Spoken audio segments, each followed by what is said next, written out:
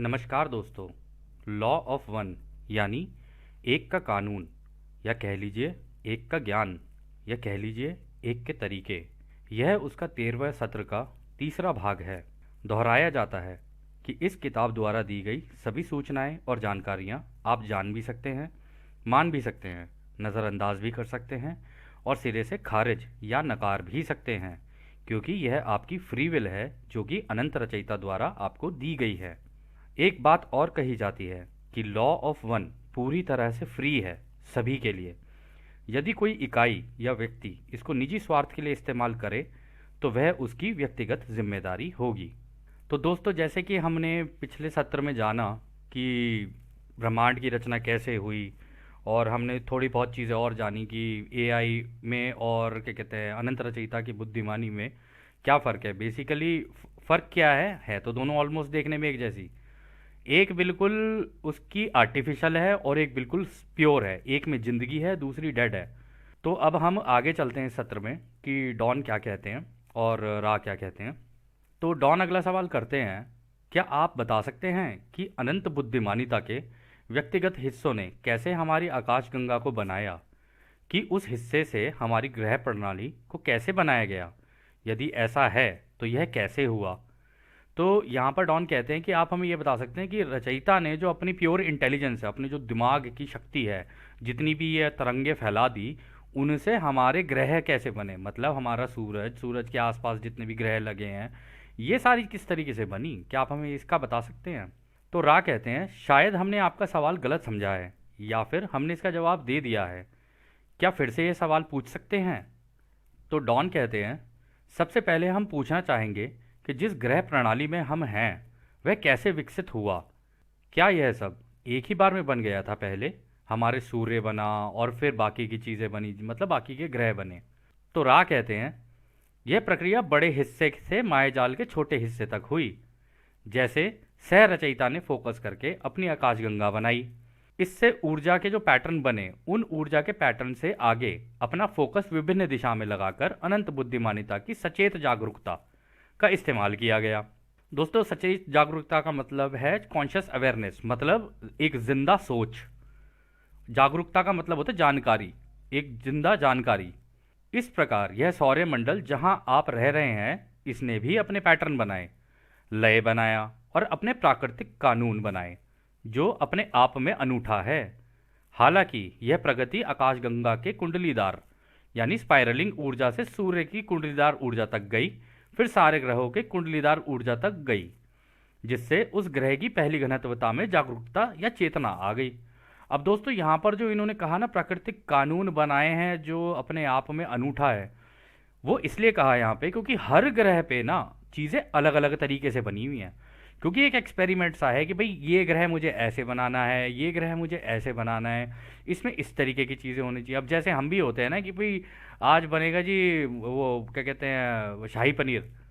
कहते नहीं नहीं, शाही पनीर नहीं। अगले दिन कहेंगे जी नहीं, पालक पनीर बना लो।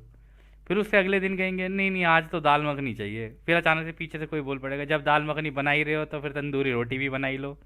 और जब उतना कर रहे हो तो फिर क्या कहते हैं रायता भी बना ही लो। रायता बनता तो है नहीं, फैल ही जाता है, उल्टा ही काम हो जाता है। तो खैर, इस पार्ट में पता है रा क्या कहना चाह रहे हैं। रा कहना चाह रहे हैं, हुआ क्या। देखो, आकाशगंगा का अगर हम देखें यहाँ पे, तो आकाशगंगा ये जो आप बीच में देख रहे हैं ना, यहाँ सेंटर में ये जो रोशनी का है, ये है सह क्रिएटर। मतलब इस पूरे अंधेरे को और इस रोशनी को, ये पूरा का पूरा रचयिता है। यही है पूरा रचयिता जो तरंगों में बह रहा है। इसलिए हम अपने मुंह से बोलें, हम अपने दिमाग से सोचें, हम अपने आप को छुएं, दीवार छुएं, कुछ भी करें, रचयिता को सब पता रहता है हमेशा कि ये क्या कर रहे हैं। कि मतलब वो सोच के, तीन चीज़ें रचयिता के दिमाग में हमेशा रहती हैं सभी की, क्योंकि रचयिता ने भी रचना इसी तरीके से की है। सोच, शब्द और कर्म। सोचा रचयिता ने, सोच से बन गई पूरी की पूरी सारी तरंगे जो फैल गई चारों तरफ। जो पहला शब्द निकला वो ओम की अवस्था में ओम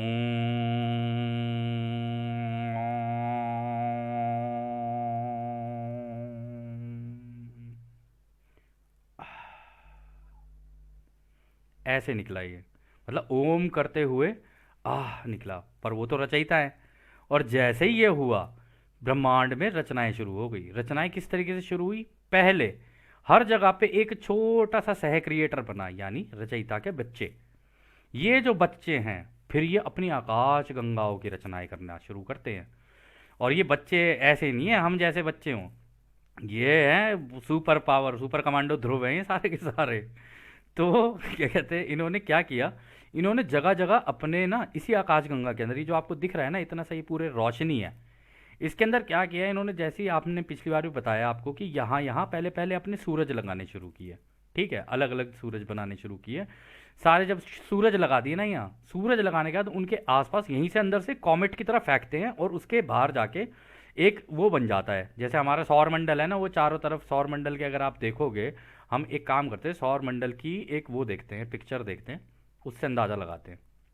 हाँ तो दोस्तों, जैसा कि उन्होंने कहा कि भाई पहले अपने सूरज लगाने शुरू किए, यहाँ सूरज लगाए, फिर इस तरीके के ऑर्बिट बनाए। ये जो ऑर्बिट होते हैं ना, ये भी तरंगे ही होती हैं, ठीक है ना, लेकिन बनाई इस तरीके से होती हैं जैसे एक प्रॉपर बनाते हैं ना, कि मतलब एक कोई कोई रचना करता है तो किस तरीके से की जाए। जैसे हम भी अपने घर के अंदर रचनाएं करते हैं, कोई चीज़ करते हैं तो हम बड़े हिसाब से बनाते हैं उसको।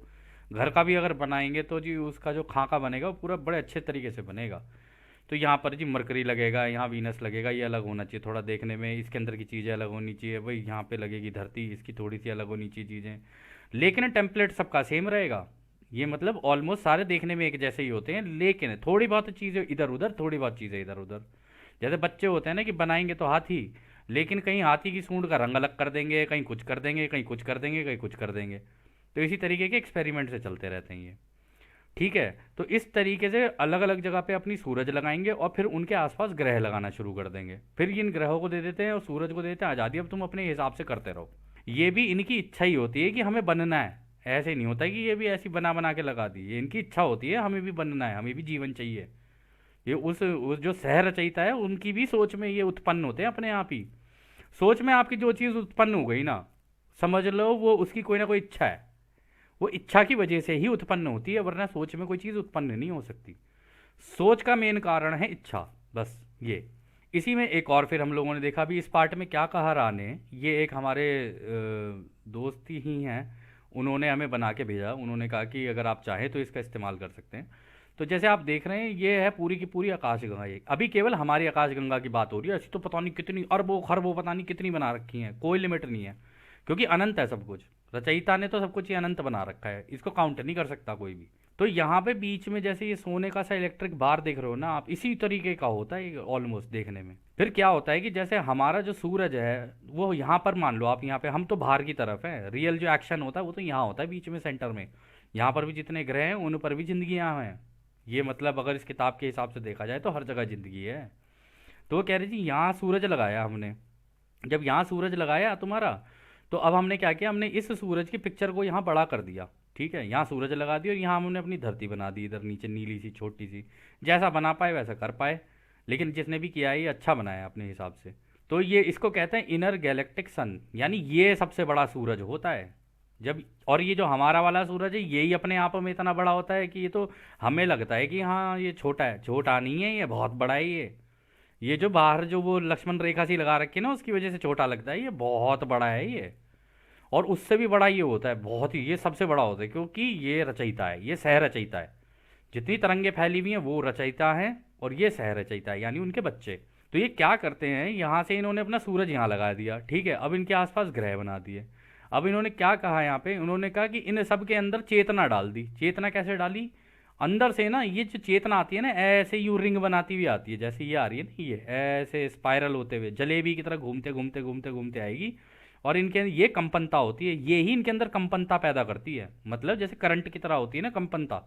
हम सब चलते हुए कांपते हुए होलोग्राम हैं हम सारे के सारे। और ये सारे के सारा म्यूजिक से बनता है। आपको लगे कि ये कैसे बनता है, हाँ ये सारा का सारा म्यूजिक से बना हुआ है। रचयिता ने सब, रचयिता का फेवरेट है म्यूजिक। अगर आप अपने कान के अंदर, हमने आपको याद होगा हमने कहा था ना, वो पतली सी साउंड सी चलती है, एक आवाज़ सी चलती रहती है, हमेशा ही रहती है वो, कितनी भी कोशिश कर लो वो रहेगी रहेगी। वो रचयिता के म्यूजिक का महीन साउंड है, अगर उसे आप बड़ा कर दोगे ना और बहुत बड़ा साउंड होगा। यदि आपको देखना है कि भाई म्यूजिक होता है सब चीज़ों में, तो आप चेक कर सकते हो यूट्यूब वगैरह पे कि क्या कहते हैं, म्यूज़िक इन प्लांट्स करके अगर आप डालोगे ना तो आपको उसके बहुत सारे वीडियो मिल जाएंगे। लोगों ने एक डिवाइस बनाया, उनको टच किया तो उनके अंदर का म्यूज़िक निकल के आ गया बाहर। तो हर चीज़ चलती फिरती म्यूज़िक है, आप भी हम भी, होलोग्राम भी है, म्यूज़िक भी है, बहुत सारी चीज़ें हैं हम लोग एक साथ ही। और फिर ये जो म्यूज़िक बजता रहता है ना, इसीलिए हमारे कानों को म्यूज़िक भी बहुत अच्छा लगता है। कभी कभी बोलते हैं हाँ जी ये गाना तो दिल को छू गया, मज़ा आ गया जी। तो मज़ा तो आ गया, लेकिन वो इसलिए मज़ा आ गया क्योंकि तुम तो खुद ही चलते फिरते म्यूज़िक हो मेरे दोस्त, इसलिए मज़ा आ गया तुमको। तो ये इंटरगैलेक्टिक है, ये ऐसे स्पाइरल फेंकते हैं सबके अंदर, और ये एक सूरज से जाके जितने भी ग्रह हैं उन सब से होगी। इसी तरीके से ये स्पाइरल हर जगह चलेगा, जो जो सूरज लगे हुए हैं उन सब सूरजों को ये कनेक्ट करेगा, सारे सूरज आपस में एक दूसरे ग्रह को कनेक्ट करेंगे, और सारी जो जितनी भी चीज़ें हम कर रहे होते हैं वो हमारा सूरज इकट्ठा करेगा। सूरज इकट्ठा करके इन्हीं तरंगों से सीधे सीधे यहाँ पर इधर भेज देता है, ये ऐसे ही होते हैं। और यहाँ पे होता है हम सब के अनुभव रिकॉर्ड। सबसे बड़ा रिकॉर्ड यहाँ पर होगा, फिर उसके बाद कुछ कुछ यहाँ पर होंगे, यहाँ कुछ कुछ बीच के ग्रह होंगे, उन पे भी रिकॉर्ड बनते रहेंगे बनते रहेंगे बनते रहेंगे। ऐसे करके यहाँ से यहाँ रिकॉर्ड भेजा, यहाँ से यहाँ रिकॉर्ड भेजा हमारा, यहाँ से यहाँ भेजा, यहाँ से यहाँ भेजा, भेजते भेजते भेजते भेजते मेन रिकॉर्ड सारा अंदर होते जाएगा, छनते हुए पूरा अंदर जाएगा सारा का सारा। तो इस पार्ट में राय यही कह रहे थे कि भाई इसी तरीके से इसी तरंगों की वजह से सब में चेतना आ गई। चेतना मतलब हम जितनी भी चीज़ें कर रहे हैं सारी की सारी अपनी चेतना से कर रहे हैं, चेतना की अवस्था में, कॉन्शियसनेस जिसे बोलते हैं। ठीक है। और इसी के थ्रू, इसी कॉन्शियसनेस का इस्तेमाल करके, इसी चेतना का इस्तेमाल करके हम जानकारी प्राप्त करते हैं, अवेयरनेस कहते हैं जिसे। अब किसी चीज़ की जानकारी होना और ना होना दोनों ही जानकारियां हैं। ये ज़रूरी नहीं है आपको सब कुछ पता हो, लेकिन जानकारी कहीं ना कहीं तो है। कुछ चीज़ नहीं जानने का मतलब ये नहीं है कि जानकारी नहीं है, जानकारी तो किसी ना किसी तरीके की है ही। जो आपको पता चल गया वो जानकारी आपको पता है, जो आपको नहीं पता है बस वो जानकारी आपको नहीं पता है, लेकिन वो जानकारी है। सिंपल सी बात। तो अगला सवाल डॉन करते हैं, क्या आप हमें बता सकते हैं इस ग्रह के पहले घनत्वता के बारे में? तो रा कहते हैं, इस ग्रह मतलब हमारे ग्रह के बारे में। तो रा कहते हैं, हर चरण हमें याद दिलाती है कि बुद्धिमानिता बस एक जागरूकता है, जानकारी है रचयिता के सारे कानूनों की। किसी भी ग्रह के वायुमंडल में हर चीज की शुरुआत एक धमाके से होती है, और वो ऊर्जाएं अपने अनंतता में दिशाहीन यानी अनडायरेक्टेड और अनियमित यानी रैंडम होती हैं। आपकी भाषा में यह आत्म जागरूकता सेल्फ अवेयरनेस का ध्यान केंद्रित करती हैं, यानी वे अपने आप को जानने की कोशिश करती हैं। इस प्रकार लोगोज मूव करते हैं। इस धमाके से अंधेरे में जो रोशनी आती है, सह रचयिता ने जो पैटर्न बनाए होते हैं और जो उसके कंपनता का लय होता है, यह सब एक तरह का अनुभव होता है। इन सब से पहली घनत्वता की शुरुआत होती है, जो कि चेतना की घनत्वता होती है। इस वजह से खनिज पदार्थ, मिनरल्स और पानी का जन्म इस ग्रह में होता है, जो आग और हवा से जागरूकता सीख रहे होते हैं। यही पहली घनत्वता होती है। तो इस केस में दोस्तों क्या कह रहे हैं, ये कह रहे हैं कि जब मान लो पहले अब सूरज लगाया, अब सूरज के आसपास ग्रह लगाए, तो ये जो ग्रह लगते हैं ये ऐसे नहीं लगते कि जी पूरा का पूरा ग्रह उठा के यहाँ पे लगा दिया। ये तो अंदर से रोशनी की तरह, कॉमेट की तरह आते हैं, तेजी से दौड़ते हुए जंग करके इसके अंदर फंस जाएंगे और घूमना शुरू कर देंगे। यहाँ पे गोल गोल गोल गोल गोल गोल गोल गोल घूमना शुरू कर देंगे, अपनी जगह पे भी घूम रहे होंगे और इस पे भी घूम रहे होंगे, ऐसे होता है ये। लेकिन शुरुआती दौर में ये फटते हैं एकदम से, धूम करके एकदम से फटेंगे, और फिर जो बाहर होंगे ना, फिर बाहर से अंदर यूं खिंचते खिंचते खिंचते खिंचते फिर अंदर आना शुरू होंगे। फिर घनत्वताएं बननी शुरू होंगी। पहली घनत्व यानी आग, पानी, ये सारी चीजें ना आपस में एक दूसरे से घुल मिल रही होती हैं, एक दूसरे को जानने की कोशिश कर रही होती हैं और खुद को भी जानने की कोशिश कर रही होती हैं, और धीरे धीरे मिनरल्स वगैरह ये सारी की सारी चीज़ें बननी शुरू हो जाती हैं, और ये एक अनुभव को जन्म देती हैं। खुद जो बन रही होती हैं, खुद जो सीख रही होती हैं, ये सब चीज़ें अनुभव होती हैं इनकी भी, इनके अनुभव भी और हमारे अनुभव भी, सब मिला के एक ग्रह के अनुभव बनते हैं। तो अगला सवाल डॉन करते हैं, क्या पहली घनत्वता और अधिक जागरूकता के लिए प्रगति करती है? तो रा कहते हैं, ये जो कुंडलीदार ऊर्जा होती है जिसमें प्रकाश की विशेषताएं होती हैं, वो सीधी रेखा में चलती हैं पर साथ में गोल गोल घूमती भी हैं। इस प्रकार से ये कुंडलीदार ऊर्जा से वेक्टर बनता है, जो ऊपर की तरफ से बढ़ते हुए अनंत बुद्धिमानिता की ओर बढ़ती जाती है।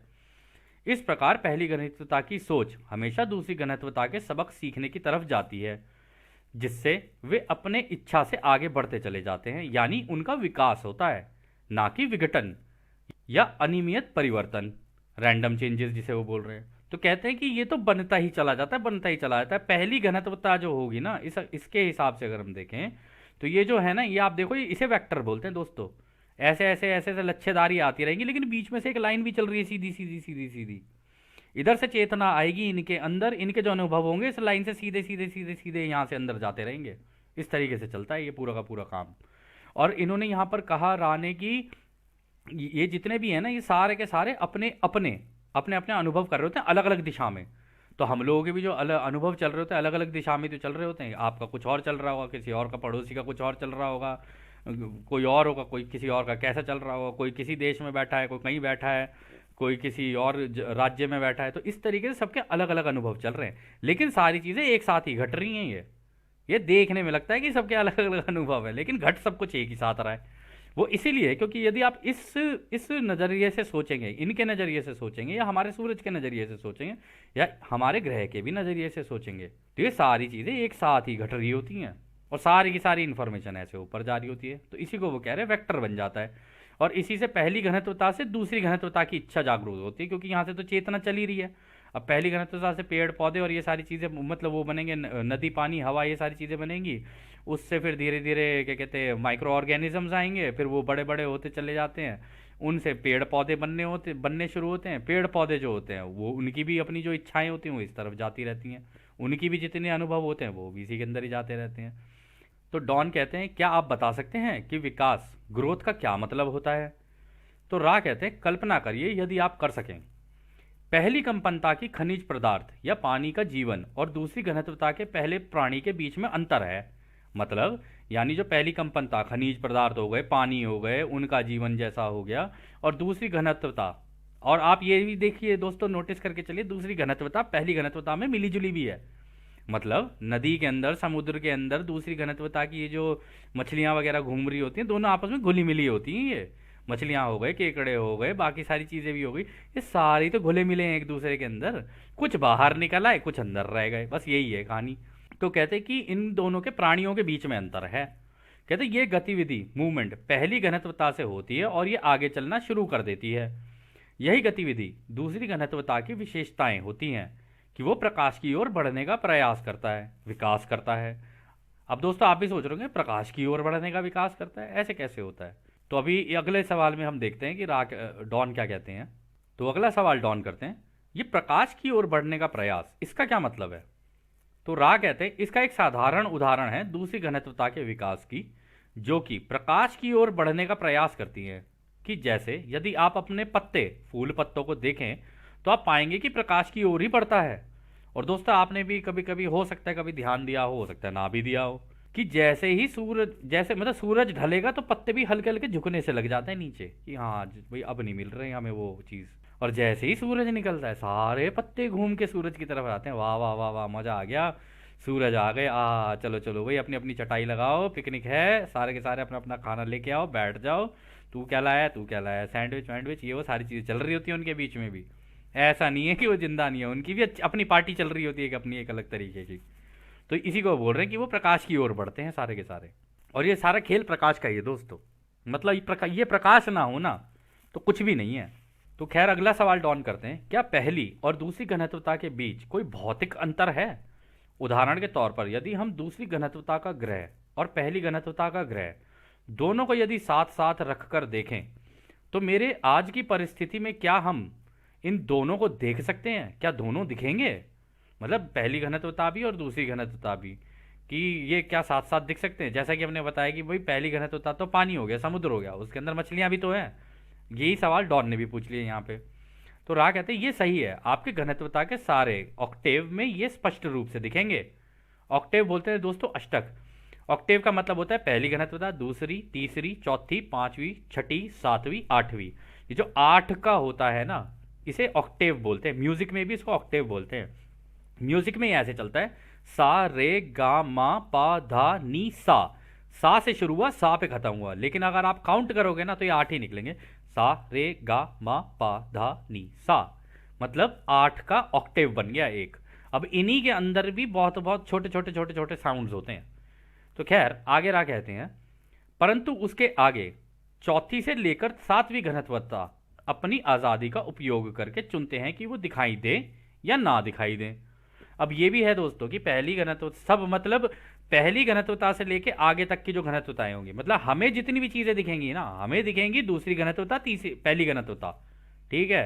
अपने से नीचे की और अपने बराबर की सारी घनत्वता की हमें सारी चीजें दिखेंगी, लेकिन हम चौथी घनत्वता देख नहीं पाएंगे, ऐसे नहीं देख सकते। हाँ, ध्यान अवस्था में जाके आप कितनी भी मतलब घनत्वताओं को पार करके जा सकते हो, आप कहीं पर भी जा सकते हो, आप सब कुछ देख सकते हो। तभी कहते हैं ध्यान अवस्था में होता क्या है, बेसिकली हम लोग एक तरीके से एक इंटरनेट से, यही जो रचयिता की बनाई हुई तरंगे है ना, इस इंटरनेट से कनेक्ट कर लेते हैं।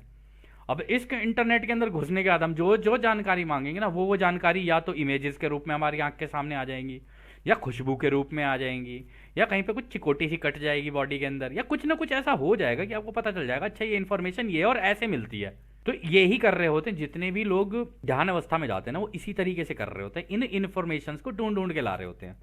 परंतु अगर आप सीधी रूप में देखेंगे, मतलब आम जिंदगी में अगर आप देखेंगे, आपको चौथी घनत्वता नहीं दिखेगी, लेकिन चौथी घनत्वता को तीसरी, दूसरी और पहली सारी दिखेंगी। इसी तरीके से पांचवी घनत्वता को चौथी, तीसरी, दूसरी, पहली, ये सारी दिखेंगी। तो ऊपर से नीचे की सारी घनत्वताएं दिखती चली जाती हैं। तो डॉन अगला सवाल करते हैं, फिर किस किस तरह दूसरी घनत्वता का विकास तीसरी घनत्वता में होता है? तो रा कहते हैं दूसरी घनत्वता तीसरी घनत्वता की ओर बढ़ने का प्रयास करता है, जो कि आत्मचेतना यानी सेल्फ कॉन्शियसनेस या आत्म जागरूकता की घनत्वता होती है। आगे बढ़ने का प्रयास उच्चतर हायर दूसरी घनत्वता के रूप में होता है, जब वो किसी तीसरी घनत्वता के प्राणी के संपर्क में आता है और आत्म जागरूक सेल्फ अवेयर होता है। इस तरह वो तीसरी घनत्वता में प्रवेश करने के लिए तैयार हो जाता है। जैसे ही वो तीसरी घनत्वता में जन्म लेते हैं, उनमें आत्मा आ जाती है और वे मन, शरीर, आत्मा का परिसर, कॉम्प्लेक्स बन जाते हैं। तो दोस्तों, जब तक दूसरी घनत्वता में के जो जानवर हैं ना, इनके अंदर आत्मा नहीं होती, इमोशंस होते हैं, बिल्कुल होते हैं, मतलब भावनाएं होंगी, सारी चीजें होंगी। और पहली घनत्वता में भी ऐसा नहीं है कोई मतलब आत्मा हो, आत्मा नहीं होती, लेकिन भावनाएं जरूर होंगी। नदी बह रही होती है ना, कभी आप उसका फ्लो देखोगे, कभी आप समुद्र की लहरों को देखोगे, उनका अपना इमोशन होता है, वो जो अपना प्रकट कर रही होते हैं कि ये हमारा इमोशन है, आज तो मैं इधर से उधर घूमते भी निकल जाऊंगी, आज इधर से उधर। हवा का भी यही होता है, मैं आज इधर से उधर घूमती भी निकल जाऊंगी, ये कर। तो वो अपने आप को जानने की कोशिश कर रहे होते हैं, अपने आप को ही इंजॉय कर रहे होते हैं। आप ये सोच लो, अपनी ही सेल्फियां ले रहे होते हैं। इस तरीके से इसको समझा जा सकता है कि वो अपनी ही सेल्फियां ले रहे हैं और अपने आप को ही जानने की कोशिश करते चले जा रहे हैं सारा का सारे, क्योंकि सेल्फी मैंने ले ली है और सेल्फी मैंने ले ली है। ऐसे ही चलता है सारा काम। और फिर यहाँ पे जैसे राव ने कहा ना कि वो फिर सेल्फ जागरूक हो जाते हैं, मतलब कि अपने आप को जानता है। जैसे ही दूसरी घनत्वता का कोई भी जानवर किसी तीसरी घनत्वता के यानी इंसान के टच में आ गया और उसने इंसान के तौर तरीके सीखने की कोशिश की कि मतलब उनके साथ कैसे रहना है, क्या करना है, तो उसका जन्म फिर तीसरी घनत्वता में हो जाएगा, इंसान के उसमें रूप में। तब उन्होंने कहा है कि तब उसके अंदर आती है आत्मा, अदरवाइज उसके अंदर आत्मा नहीं रहेगी। तब वो जाके पहले वो शरीर और मन का होता है, उसके बाद में जाके वो बनता है मन, शरीर और आत्मा का परिसर, पूरा तीनों का मिला के, जिसे बोलते हैं माइंड बॉडी स्पिरिट कॉम्प्लेक्स। मतलब पहले उनके दिमाग भी होता है और शरीर भी होता है, लेकिन आत्मा नहीं होती है। जैसे ही वो उनके टच में आते हैं ना, तब उनके अंदर आत्मा ऑटोमेटिकली चली जाती है। ये तरीका ही इस तरीके से है। तो खैर, अगला सवाल डॉन करते हैं, इस समय हमारा ग्रह किस घनत्वता में है? तो रा कहते हैं ये ग्रह जिसमें आप रह रहे हैं अभी तीसरी घनत्वता में है, लेकिन चौथी घनत्वता में जा रही है। इसी कारण कटाई के समय थोड़ी दिक्कतें आएंगी। तो मतलब कटाई का मतलब दोस्तों क्या है, हार्वेस्ट का मतलब हम लोग बाद में देखेंगे। ये जो कटाई होती है ना, यही है वो सतयुग। सतयुग का मतलब कटाई ही है। आप इसको बस याद करके चलना कि हम तो बीज हैं, हमारी कटाई होगी तो हमें लेके जाया जाएगा जी हाँ दूसरी जगह पे, या तो इसी ग्रह पे। अब जिन जिन की नहीं होगी उनके लिए कुछ और ही है कहानी, वो आगे देख लेंगे। तो यहां पर वो कह रहे हैं कि तीसरी घनत्वता में है लेकिन चौथी घनत्वता में जा रही है। लेकिन ये बात है 1981 की। अब ये ग्रह पूरा चौथी घनत्वता में घुस चुका है, मतलब घुस तो चुका ही है, आगे पता चल जाएगा। तो खैर, अगला सवाल डॉन करते हैं, तीसरी घनत्वता का ग्रह चौथी घनत्वता का ग्रह कैसे बनता है? तो रा कहते हैं ये आज का अंतिम सवाल होगा। जैसे कि हम कह रहे हैं, चौथी घनत्वता जब करीब होती है और अंतिम घंटे की तरफ बढ़ती है, तब घड़ी अपने आखिरी घंटे पर प्रहार स्ट्राइक करती है। तब तीसरी घनत्वता का ग्रह और तेजी से कंपनता कांपना शुरू कर देता है। इस वजह से तीसरी घनत्वता का ग्रह अगली घनत्वता की कंपनता में जाने की कोशिश करता है, उस सांचे में ढलने की कोशिश करता है। लेकिन उस ग्रह में रहने वालों के विचार रूप इस परिवर्तन काल ट्रांजिशन पीरियड में चाहे वो एक व्यक्ति की सोच हो या पूरे समाज की सोच हो, एक जगह ना होकर अस्त व्यस्त स्कैटर्ड होती है। इस वजह से यहाँ जो प्रेम की कंपनता प्रवेश हो रहा है, जिसे आपके लोगों द्वारा समझदारी की कंपनता भी कहते हैं, ये आज के समाज में इतनी प्रभावी इफेक्टिव नहीं है। इसलिए कटाई कुछ इस तरह से होगी कि आप में से बहुत सारे लोग तीसरी घनत्वता अब दोहराएंगे। मतलब सारे नहीं जाएंगे सतयुग में, अब वो दोहराएंगे अपनी। जिन जिन लोगों को ये लग रहा था ना कि जी सतयुग मिलेगा, मिलता नहीं है, कर्म करना पड़ता है उसके लिए, तो अब वो तीसरी घनत्वता दोहराएंगे अपनी। तो रा आगे कहते हैं, इस समय आपके ग्रह में घुमक्कड़, वे सारे गुरु और कई सारे दक्ष एडेप्ट लोगों ने पूरे प्रयास किए हैं कि कटाई ज़्यादा से ज़्यादा हो, फिर भी काफ़ी कम लोगों की कटाई हो पाएगी। मतलब ये जो पॉजिटिव वाली जो है ना, ये जो रचयिता वाली जो है, आध्यात्मिक वाला जो, जिसे हम कहते हैं ना कि जी सतयुग आएगा, उसमें सारी चीज़ें हो जाएंगी, उसमें हमें ये मिल जाएगा, उसमें हमें वो मिल जाएगा, मिल नहीं जाएगा कुछ भी। बहुत सारे तो रिपीट करने वाले हैं अपनी अपनी घनत्वता। ये थी कहानी असली। हमें इस किताब से पता चला कि भाई साहब मिलता नहीं है, लिया जाता है ये तो। और इसके लिए सोच, शब्द और कर्म होता है, उस दिशा में करोगे तो ही मिलेगा, वरना नहीं मिल सकता ये। बाकी जिसने जो जो चुन लिया है उसके हिसाब से उसको मिल ही जाएगा। तो खैर दोस्तों, यह सत्र अब हम यहीं समाप्त करते हैं, क्योंकि ये आखिरी सवाल था।